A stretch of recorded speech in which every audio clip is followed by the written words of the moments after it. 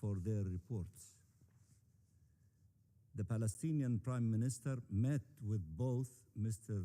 Al-Akbarov and Mr. Mledinov in recent weeks to coordinate efforts, and we look forward to continued cooperation for the benefit of our people in the Gaza Strip.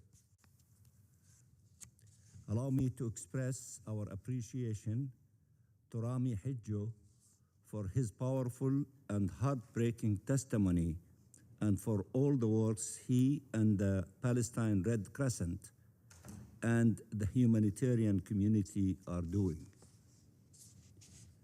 Mr. President, let me start by stating once again that we welcomed the comprehensive plan together with the group of 8 Arab and Muslim countries and the broader international community for a clear purpose: stopping the bloodshed, ending the suffering of families separated from their loved ones, ending the famine and the humanitarian catastrophe, and reversing the attempts at forcible displacement and annexation. All these requirements are explicitly stated in the plan. So let me be absolutely clear. Nothing can justify collective punishment against over 2 million Palestinians. Humanitarian aid is neither conditional nor can serve as leverage, nor be utilized as a weapon of war. The crossings must be and remain open, and aid must flow at scale, including desperately needed shelters, medicine, and food, as well as the necessary equipment to remove debris and restore basic services. Delays must not be tolerated, and the obstacles must be lifted. And humanitarian actors, whether the UN, the Palestine Red Crescent, or NGOs, must be allowed to operate and to do so safely. This is critical when you know that 77% of the Palestinian population in Gaza continues to face high levels of acute food insecurity and is largely dependent on aid to survive, and when families continue to live amid ruins in makeshift tents and facing the spread of rodents and diseases, lacking the most basic services, including when it comes to health, water, sanitation, and education. Forcible displacement, including by creating unbearable conditions of life, is a crime and must be combated. Annexation is unlawful and remains so under any circumstances. Let me quote Netanyahu in this regard, and I quote, "We brought back all our hostages up to the last one." He should thank President Trump for that. "And we did it without ceding territories. Today, we control 60% of Gaza. Today, 60%. Tomorrow, we shall see." End of quotation. The Prime Minister of Israel. Such a blatant confession to Israelis' annexation policies in Gaza that mirror its policies in the West Bank, where Israel also controls 60% of Palestinian land, warrants a proper, decisive, unequivocal response in words and in actions. We have to see the total picture, not only a small corner or a section of it. Mr. President, we recognize and appreciate the mobilization of the U.S. administration, including at the highest level, and of the other guarantors, as well as regional and international players and the Board of Peace. We need the current international efforts in Gaza towards recovery and reconstruction to succeed, because our people's lives depend on it. We want them to succeed.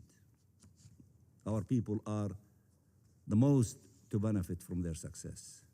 So we will spare no efforts in helping ensure that success.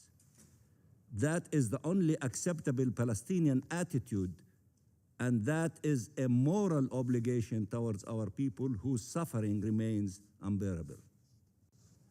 The measure of our success will be the developments on the ground in Gaza and our ability to save Palestinian lives and restore dignified life in Gaza, as well as ensuring that all transitional arrangements are conducive to and respectful of the unity and territorial integrity of the Palestinian people and its right to self-determination. Mr. President, all parties have to fully abide by their commitments under the ceasefire agreement. No delays and no excuses, starting with actually respecting the ceasefire. We recognize that the ceasefire agreement has saved thousands of lives, but Israel killed over 870 Palestinians, as you have indicated in your statement, Mr. President, and injuring thousands since the ceasefire entered into force is not a footnote or a secondary matter. It is one that deserves the utmost attention to bring these attacks to an end. Imagine if 800 Israelis had been killed, or for that matter, if 80 had been killed. What would be the reactions? Would anyone still consider that we were successful in upholding the ceasefire agreement? We have a duty to ensure the world does not get accustomed to seeing Palestinians killed. That's a duty, obligation. We are not irrelevant and others are super relevant. Such hypocrisy should not be tolerated. Our vision is clear, and it is aligned with the terms of the plan and endorsed by the international community as a whole. Gaza is an integral part of Palestine. It must be reunified with the West Bank under the Palestinian National Authority. The principle of one state, one government, one law, and one gun must be fully upheld. And Israel must fully withdraw from the Gaza Strip. No occupation, no displacement, no annexation. We are sparing no effort in upholding our own obligations and commitments, but it is critical that all parties are held to the same standard. While we are engaging with the U.S. on the steps undertaken by the Palestinian Authority in the context of our commitment to nonviolence, the two-state solution, and reforms, Israel continues to unleash, incite, and enable violence against Palestinian civilians, whether by its occupation forces or by Israeli settlers, and to take blatant steps towards the destruction of the Palestinian state and the two-state solution, including policies designed to induce the collapse of the Palestinian Authority. Mr. President, the Israeli government got so used to getting away with its crime against the Palestinian people that it eventually attacked and killed humanitarian personnel from your countries, the flotilla. It killed and maimed UN peacekeepers. It subjected citizens from your countries to ill and degrading treatment. Make no mistake, Ben Gvir is the tip of the iceberg. The problem is the iceberg, not only its emerged part. Netanyahu was dismayed not by Ben-Gvir's actions, but the fact he filmed and broadcasted them to appeal to his electorate ahead of the upcoming elections. Netanyahu himself, like Ben-Gvir, called the members of the Gaza flotilla terrorist supporters. The term terrorist has now been used to characterize the entire Palestinian population. UN personnel, humanitarian personnel, activists from around the globe, including from your countries. Its ever-expanding grasp allows to dehumanize, demonize, and kill and harm anyone. You were correctly outraged by how Ben-Gvir treated your nationals. Please think of how he treats ours.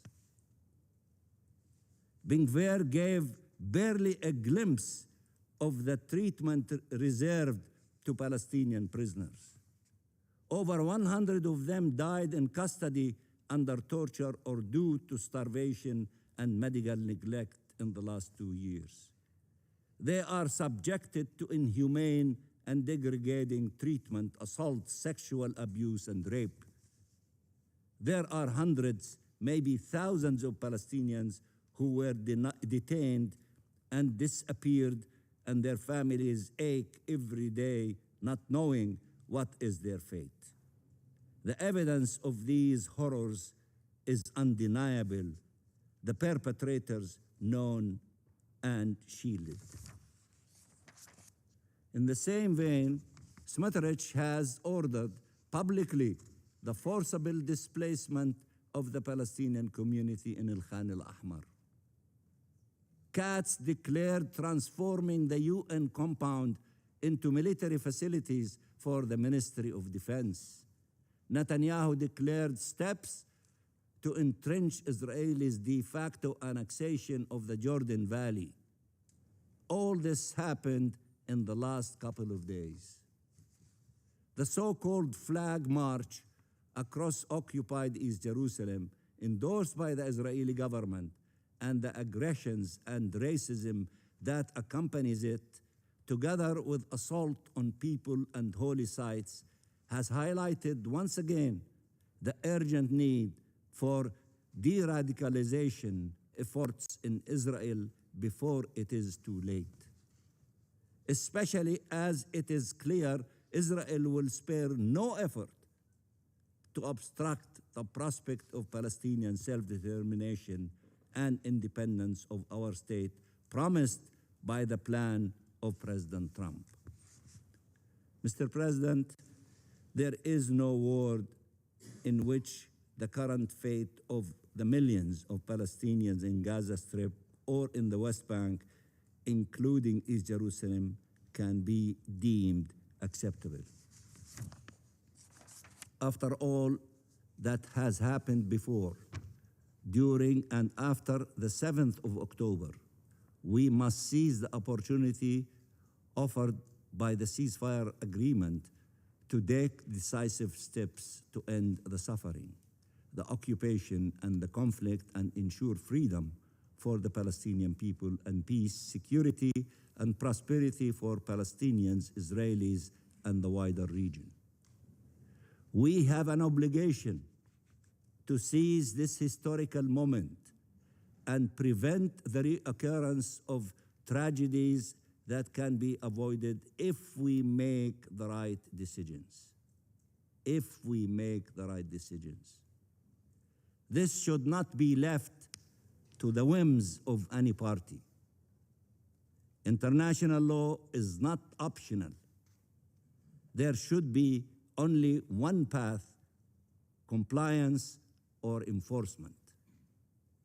One path: compliance or enforcement. All countries must do all they can, so we have no choice but to make the right decisions. And I thank you very much, Mr. President.